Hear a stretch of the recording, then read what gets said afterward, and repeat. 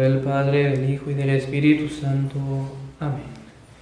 Seguimos pues con estos pequeños catecismos que hacemos, en donde dejamos ayer. Estamos todavía en el tema de la penitencia, la satisfacción, la penitencia sacramental que nos da el sacerdote cuando nos confesamos.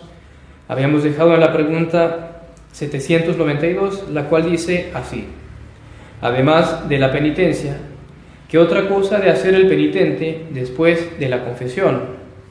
Dice la respuesta: el penitente después de la confesión, además de la penitencia que le pone el sacerdote, las obras que haga o que rece, dice el catecismo, si ha perjudicado injustamente al prójimo en la propiedad o en la honra, o si le ha dado escándalo, debe lo más pronto posible restituirle la propiedad, reparar la honra y remediar el escándalo.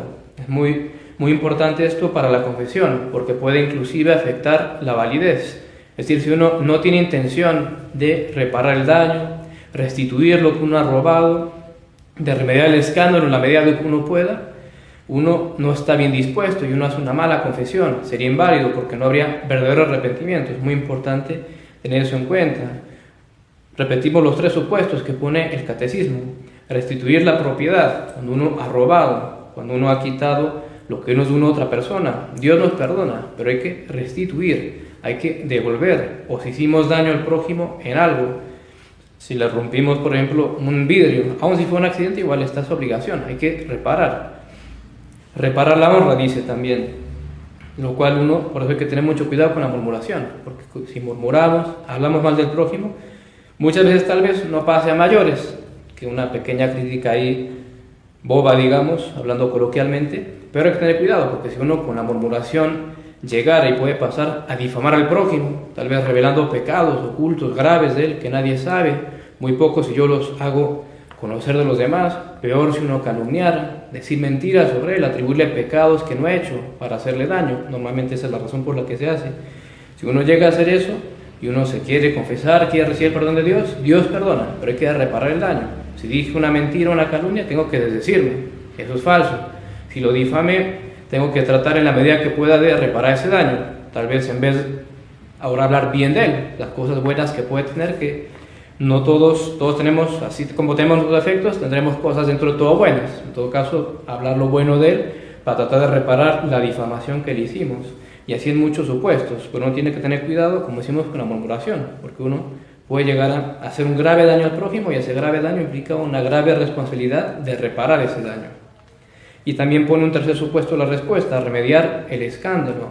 Uno da escándalo, por ejemplo, viviendo en unión libre, modas inmodestas en las mujeres, eso es escándalo también por todos los pecados que uno produce con eso.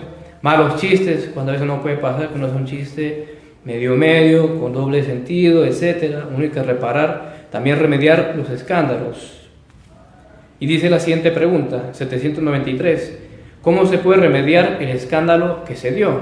¿Cómo hacer para remediar si, por ejemplo, me vestí mal inmodestamente e induje a otros a pecar así, o si dije malos chistes, o si yo inicié malas conversaciones de hablar mal del prójimo, criticar, y los demás la siguieron, pero por culpa mía que yo inicié, y tal vez con esa mala intención de que habláramos mal de fulano, de sultano? ¿Cómo reparar ese escándalo? Dice la respuesta: se puede remediar el escándalo que se dio haciendo cesar la ocasión de darlo. Es decir, si el escándalo es vivir en unión libre, dejar de vivir en unión libre, casarse o separarse. Si el escándalo es las malas vestimentas, modas, pues dejar de vestirse mal y empezar a vestirse bien. Si es decir malos chistes, como decíamos de ejemplo también, dejar de decirlos. Si es hablar mal, tener esa mala costumbre de uno sacar la mala conversación, la murmuración, la crítica, dejar de hacerlo. Y sigue la respuesta: no solamente cesando la ocasión de dar el escándalo, sino también edificando con palabras y buenos ejemplos a los que se había escandalizado. Es decir, si yo antes, pongamos los mismos ejemplos, pequé de unión libre, bueno, dejar bien la unión libre y además de ese buen ejemplo de ahora vivir bien, hablar contra la unión libre, hablar en favor del matrimonio y así con todas las demás cosas que se pueden hacer, hablar contra la anticoncepción, la planificación, si uno llegó a tener esos pecados, dar buen ejemplo. Así es como uno repara el escándalo. La siguiente pregunta, 794, dice: ¿de qué manera hemos de satisfacer al prójimo cuando le inferimos alguna ofensa? ¿Qué hemos de hacer si ofendemos a nuestro prójimo, si lo insultamos, le decimos alguna injuria, un ultraje, un momento de ira, una pelea? Que uno a veces la pasión de la ira es terrible porque uno dice cosas que si uno estuviera bien frío jamás lo diría. ¿Qué hacer? ¿Qué tengo que hacer para satisfacer por ese pecado? Dice la respuesta: cuando inferimos al prójimo alguna ofensa, hemos de satisfacerle pidiéndole perdón. Si lo insulté, perdóname, pedir perdón. O dándole, dice también, cualquier otra reparación conveniente, es decir, que se equipare al perdón, que lo entienda el prójimo como que le estamos pidiendo perdón y, por supuesto, nos perdone. Y es muy, muy importante esto, sirve mucho para la humildad. Es tan terrible nuestra soberbia, tan grande ese amor propio que tenemos por dentro, que aun cuando metemos la pata, y lo vemos claramente, me peleé, me ofusqué, le dije tantas cosas que uno hasta después se arrepiente, ¿y por qué le dije eso? Pues nos cuesta algo bárbaro ir y decirle perdón. Perdóname cuando te dije tal y cual cosa, estuve mal, no debería haberlo dicho, lo siento.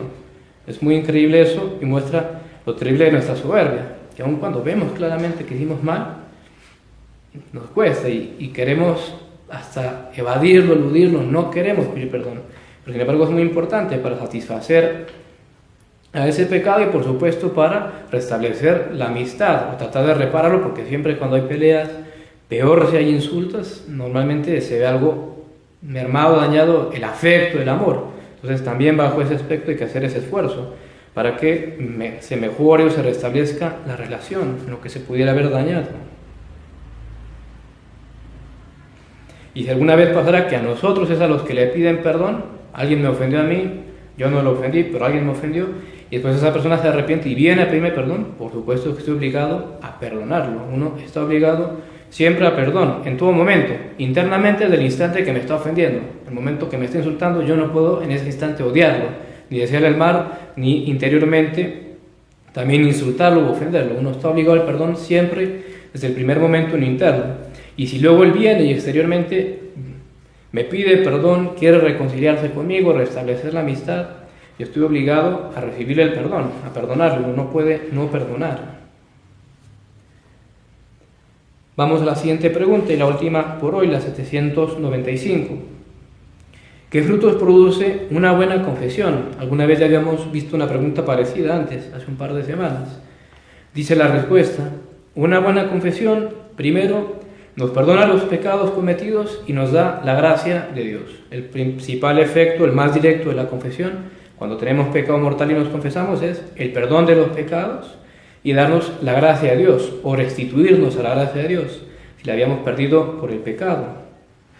También nos da un aumento de gracia. Siempre si uno está con puros pecados veniales y se confiesa, uno tiene un aumento de gracia, porque siempre, como todo sacramento, da gracia. Segundo, dice el Catecismo, nos restituye la paz y la tranquilidad de la conciencia, algo muy verdadero y que todos, creo, seguro hemos experimentado en nuestro momento, cuando uno tiene pecados graves, pecados mortales que le remuerden a uno la conciencia, lo tienen intranquilo, y uno va y hace una buena confesión, pone todo eso ante Dios sin ocultar nada, con sencillez, pidiéndole perdón. Esa paz que se sigue después en el alma es realmente algo que no tiene palabras. Tercero, dice el Catecismo, la confesión nos vuelve a abrir las puertas del paraíso, es decir, podemos volver al cielo, porque ahora tenemos la gracia, no estamos en pecado mortal. Y Trueca dice, la pena eterna del infierno en pena temporal, es decir, el infierno que yo merecía por mis pecados, ese castigo eterno, lo cambia en una pena temporal, que hemos ya explicado otras veces, es la deuda que tenemos por nuestros pecados. Todos nuestros pecados que cometemos siempre nos van dejando una deuda que hay que ir expiando por medio de la penitencia, de la oración, de las buenas obras, de la limosna, como veíamos ayer o antier, ya no recuerdo. Trueca entonces la pena eterna del infierno, la condenación que merecíamos y que nos íbamos a condenar si no nos arrepentíamos y confesábamos, lo trueca en pena temporal. Y cuarto, dice el Catecismo, nos preserva de las recaídas y nos hace capaces del tesoro de las indulgencias. Muy, muy importante, nos preserva de las recaídas porque la confesión da gracia y nos da fuerza precisamente para combatir nuestros pecados, aquellos en los que caemos particularmente. Por eso es muy importante inclusive confesarse o utilizar la confesión como medio preventivo, es decir, no esperar que ya tuve la desgracia de caer en el pecado mortal, bueno, ahora voy y me confieso, sino que antes de que ocurra esa desgracia, quiera Dios no ocurra, voy y me confieso. Tengo solo los pecados veniales, los confieso, tal vez vuelvo a confesar el pecado grave ya dicho antes para pedir otra vez perdón a Dios, que me limpie más el alma, como ya hemos dicho en otra ocasión, y recibir esa gracia que es el sacramento para no recaer, porque somos naturaleza caída, somos tentados, no hay que espantarnos. Uno puede hacer una muy buena confesión con todos los buenos propósitos, sin embargo después viene el ataque, las tentaciones, la naturaleza caída, el demonio por supuesto, que no cesa nunca de querernos hacer caer, el mundo también, que se alía con el demonio y nuestra naturaleza caída. Entonces usar la confesión, como decimos, como método preventivo, no esperar que caiga en pecado mortal, sino antes confesarnos, porque nos da gracia para evitar las recaídas. Dejamos allí entonces por hoy.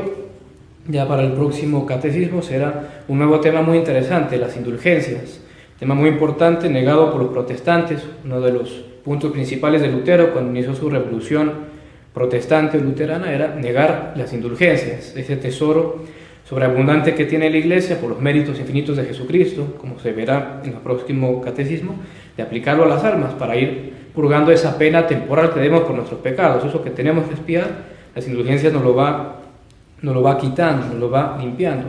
Entonces dejamos allí en donde llegamos y quedará el tema de las indulgencias para la próxima semana. Ave María Purísima. Sin pecado concebida, María Santísima. En el nombre del Padre, del Hijo y del Espíritu Santo.